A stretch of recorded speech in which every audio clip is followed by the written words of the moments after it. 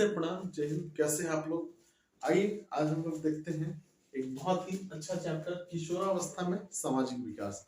किशोरावस्था में किस प्रकार से सामाजिक विकास होता है? आप जानते हैं कि किशोरावस्था को आंधी तूफान का काल कहा गया है। तो किशोरावस्था में जो सामाजिक विकास होता है उसमें जो सबसे पहला है वो है समूह की सदस्यता। किशोरावस्था जो है उसमें बच्चे एक समूह बना करके रहते हैं और उसमें अपने आप को एक जिम्मेदारी देकर के रखते हैं, और उस समूह में होने वाली जितनी भी गतिविधियां हैं उन सभी का उनके जीवन पर प्रभाव पड़ता है, और वो एक अलग तरह के उमंग में अपना जीवन व्यतीत करते हैं। तो जो नेक्स्ट है वो बच्चे जो हैं, कुछ बच्चे जो हैं वो समूह में रहते हैं, लेकिन कुछ बच्चे बालक और बालिका दोनों ही समूह में रहना नहीं पसंद करते हैं और एकल यानी कि अलग थलग रह करके और अपना जीवन व्यतीत करते हैं। ऐसे भी किशोर देखे गए हैं। विपरीत लिंगियों, तीसरा है विपरीत लिंगियों के प्रति उनका आकर्षण बढ़ जाता है।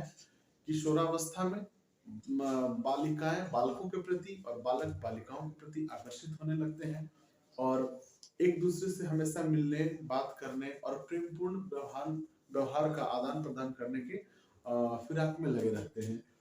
ऐसा आप लोगों ने भी रियलाइज किया होगा और आने वाले समय में आप देखते भी होंगे, और समाज में जो भी घटित हो रहा है। किशोरावस्था सचमुच ही आंधी तूफान का काल कहा गया है। अगर जरा से भी चूक हुई तो पूरा जीवन अंधकार में हो जाता है। उसके बाद इस समय तक बच्चे किशोरावस्था में उनका जैसे जैसे सामाजिक विकास होता है वो रूढ़िवादी न होकर के उदार होने लगते हैं, और समाज में जो भी विषय या चिंताएं होती हैं वो जो है उनको खुल करके बात करते हैं और वो उदार हो जाते हैं, और रूढ़िवादी दकीनी सोच नहीं रहता है उनके अंदर, और वो बहुत अच्छे तरीके से अपना एक उदार व्यवहार को लेकर के, खुलापन को लेकर के, सभी चीजों को स्वीकार करके और उसके मानदंडों को अपने अनुरूप ढाल करके आगे चलने में विश्वास रखते हैं। संकुचित नहीं होते हैं, कुंठित नहीं होते हैं। उसके बाद है लगातार चिंता। किशोरावस्था में बच्चों में जो है लगातार चिंता करते रहते हैं। उनको भविष्य में क्या करना है, क्या बनना है, कौन सा व्यवसाय चुनना है, दिन भर कुछ न कुछ उनको चिंता लगा रहता है। तो इसलिए किशोरावस्था में आप देखते हैं कि बहुत सारे बच्चे गुमसुम भी बैठे रहते हैं। बहुत सारे बच्चे अपनी चिंताओं को दोस्तों के साथ शेयर भी करते हैं, बहुत लोग नहीं भी करते हैं। तो ये सब सामाजिक विकास उनका हो रहा होता है किशोरावस्था में, उसके ही ये पार्ट है। उसके बाद परिवार से मनमुटाव हो जाता है। किशोरावस्था में बच्चों को लगने लगता है कि वो जो भी डिसीजन ले रहे हैं वो सही हो रहा है। एक्चुअली ऐसा होता नहीं है, लगता है कि हम सही कर रहे हैं लेकिन वो सही होता नहीं है।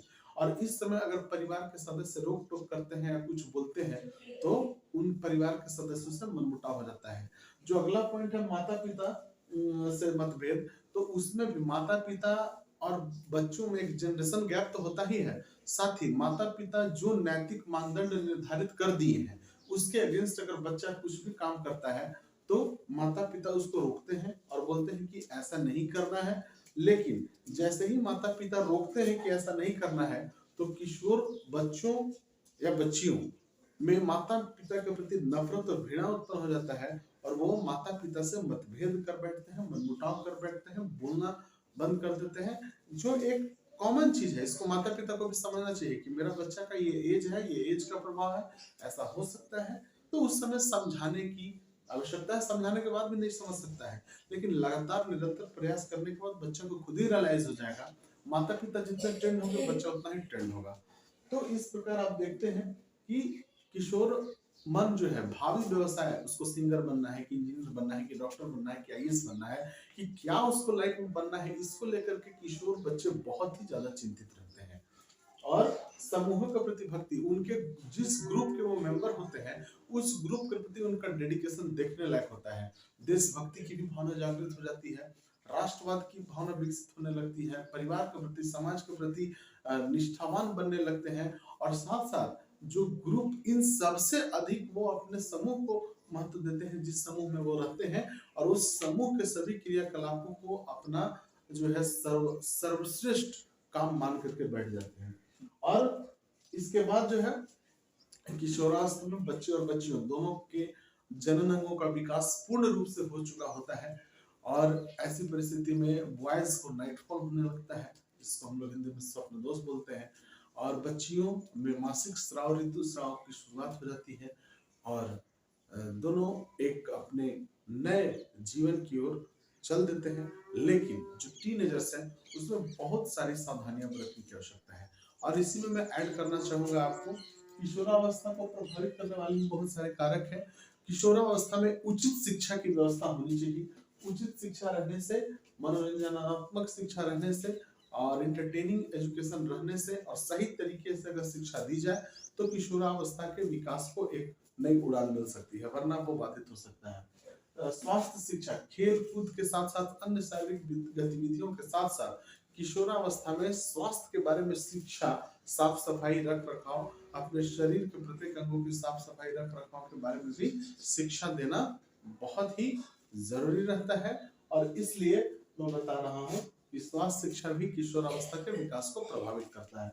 उसके बाद सामाजिक संबंध, समाज में विभिन्न तरह के लोगों से, समाज में विभिन्न तरह के इकाइयों से, समाज के विभिन्न संस्थानों से किस प्रकार का संबंध होगा, इस ये भी अगर शिक्षा इसके बारे में विद्यालय में अच्छे ढंग से नहीं प्रदान किया जाता है तो फिर सामाजिक संबंधों के विकास में बच्चों को प्रॉब्लम होने लगता है। बच्चा रिलेशन नहीं स्टेब्लिश कर पाता है अपनी सोसाइटी में कि हम किस तरीके से काम करें, कैसे लोगों के साथ व्यवहार रखें, कैसे उनसे बात करें, क्या हम करें कि वो हमसे खुश रहें, क्या हम करें कि वो हमसे नाखुश ना हो।